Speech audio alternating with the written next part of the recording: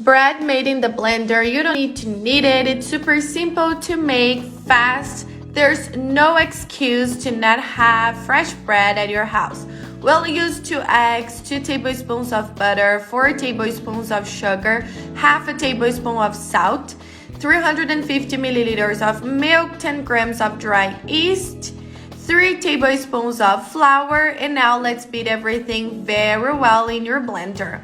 These dry yeast you can buy on the supermarket very easily. To finish it, I added a little bit more of flour as you saw in the video, okay guys? Now in a bowl, we are going to add a cup of flour and all of the mixture from the blender. Let's just mix it with the spatula. We are not kneading this dough, okay? Just mix it until it's all homogeneous. Everything we beaten in the blender and the rest of the flour.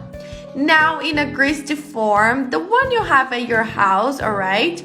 Or a specific form for bread like I'm using on the video, it's already greased. We are going to put all of this dough with a spoon and spread it for all over the corners this way. It's super simple and easy, guys. There's no secret. Even who had never made bread before will be able to make it. Now let's let it rest for 20 minutes. After it rested, it grew a little bit, we are going to brush an egg yolk and take it to the preheated oven to 350 degrees Fahrenheit for 35 to 40 minutes, or until you see that the bread is like this, very brown on top of it. Then just wait for it to be a little bit colder, unmold it, and then eat this wonder.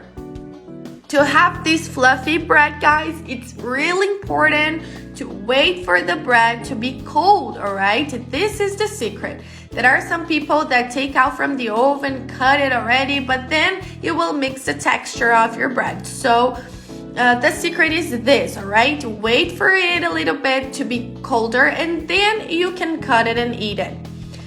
Even when still warm, it's already good, all right? Not just not use it very hot. The butter will melt in your bread and then it will be perfect.